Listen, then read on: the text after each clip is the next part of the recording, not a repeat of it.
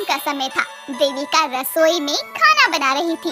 तभी एक जोर से आवाज आती है। देविका उस आवाज के पास जाती है तो देखती है कि उसकी सास संजना की कमर अकड़ गई है और वो अपनी कमर को पकड़े हुए बोलती है, हाय राम, मर गई मैं तो। अरे बहू जरा देख तो, उठा मुझे। अरे माँ जी, आपकी कमर फिर से अकड़ गई क्या? आपको मना किया है ना कि आप झुका मत कीजिए, फिर सुनते क्यों नहीं हैं आप? और मैंने बोला था कि एक बार मुझसे मालिश करवा लिया कीजिए, लेकिन नहीं, आपको तो कुछ मानना ही नहीं होता है। चलिए अब मेरा हाथ पकड़िए। अरे बहू, मुझे लगा दवाई खाकर आराम पड़ जाएगा, लेकिन ये तो दोबारा हो गया। चश्मा उठा रही थी कि इतने में ही गई मेरी कमर। कोई बात नहीं, आप मेरे साथ कमरे में चलिए, मैं आपकी कमर की मालिश कर देती हूँ। सरसों के तेल में लहसुन डालकर लाती हूँ और फिर गरम तेल से आपकी मालिश करती हूँ। ये बोलकर वो अपनी सास को लिटा देती है और रसोई में जाकर लहसुन का तेल गरम करके लेकर आती है और ठंडा करके अपनी सास को पीठ के बल लिटाकर उसकी कमर की मालिश करती है। तभी उसकी सास बोलती है, अरे वाह बहू, तेरे से मालिश करवाकर बहुत अच्छा लग रहा है। गरम गरम तेल, वाह, इतना अच्छा लग रहा है। इसलिए कहती हूँ कि मुझसे मालिश करवा लिया कीजिए, आपकी नसों में अकड़न नहीं होगी इससे, और फिर आप जैसे मर्जी बैंड हो ना, कोई दिक्कत नहीं होगी आपको। क्या बोली बहू तू? अरे बस यूं ही, मैंने तो एग्जाम्पल दिया था। अच्छा, मालिश पर ध्यान दे, बहुत अच्छा लग रहा है। ऐसे मजा आ गया बहू, आराम लग रहा है मुझे तो। शुक्रिया माँ जी। ऐसे ही वो आधे घंटे तक मालिश करती है। कुछ देर बाद उसका पति अरमान घर आता है। देविका उसे पानी देती है तो उसका चेहरा देखकर देविका बोलती है, अरमान, ये क्या हुआ? आपके चेहरे पर ये काले धब्बे कैसे? सुबह तक तो ठीक थे। अरे नहीं देविका, ये 3-4 दिन से हैं, बस तुम्हें दिखाई नहीं दिए थे। आज डार्क हो गए हैं ये स्पॉट्स। मुझे बिल्कुल अच्छा नहीं लग रहा अपना चेहरा। ऑफिस में मेरे जूनियर मुझे ऐसे देखकर हंस रहे थे, बहुत बेकार लगा मुझे। तो मुझे बताया क्यों नहीं?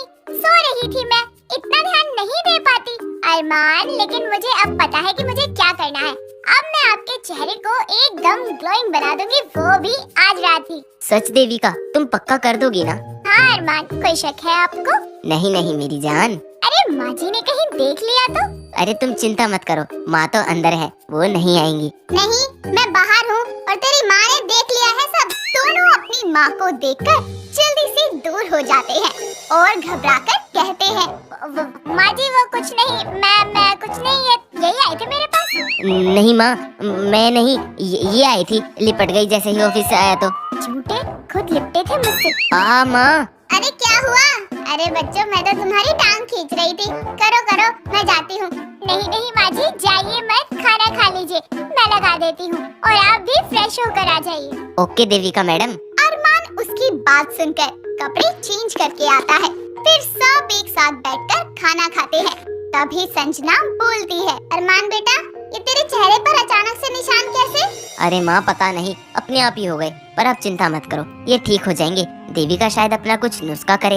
आपको कैसे पता कि मैं आप पर अपना नुस्खा अपनाने वाली हूँ? तुम्हारा पति हूँ, इतना तो पता है कि तुम नुस्खे से ही करोगी। चलो अच्छी बात है।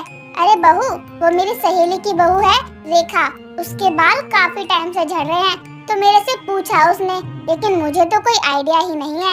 अगर तुझे पता है तो तू बता दे।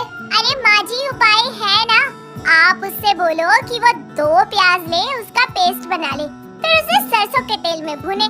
तेल गाढ़ा होने के बाद उसे छान कर अलग कर ले, और ठंडा होने के बाद हफ्ते में 3 बार रात को सोने से पहले अपने बालों में लगाए, या फिर बाल धोने से 3 घंटे पहले लगा ले।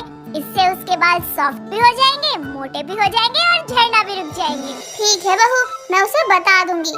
वैसे बहू, एक बार फिर से शुक्रिया, तेरी वजह से मुझे कमर में बहुत आराम मिल गया। कोई बात नहीं माँ जी, ये तो मेरा फर्ज था। इसके बाद सब खाना खा लेते हैं और रात को देविका जब अपने कमरे में आती है तो उस वक्त वो नीम का फेस पैक बनाकर लाती है और अरमान से बोलती है, अरे अरमान, आप लेट जाओ, मैं आपके फेस पर पैक लगा देती हूँ। सुबह तक आपके सारे ब्लैक स्पॉट देखना गायब हो जाएंगे एकदम। ठीक है, लेट जाता हूँ। और हाँ, आप सुबह इसे वॉश कर लेना। ओके? ओके जानू। अरमान की बात सुनकर वो उसके फेस पर फेस पैक लगा देती है और खुद भी सो जाती है। अगले दिन देविका नींद से उठते हुए बोलती है, अरमान जी उठिए, सुबह हो गई है, आपको फेस पैक भी धोना है अपना। हाँ देविका, उठ रहा हूँ मैं। कुछ देर बाद दोनों उठ जाते हैं। देविका कमरे में उसका जूस लाती है और वो नहाकर बाहर आता है। उसे देखकर देविका बोलती है, देखा मैंने कहा था ना कि आपके चेहरे के स्पॉट्स रात भर में गायब हो जाएंगे। सच्ची? अभी देखता हूँ। अरे हाँ देविका, और मेरी स्किन कितनी ग्लो कर रही है।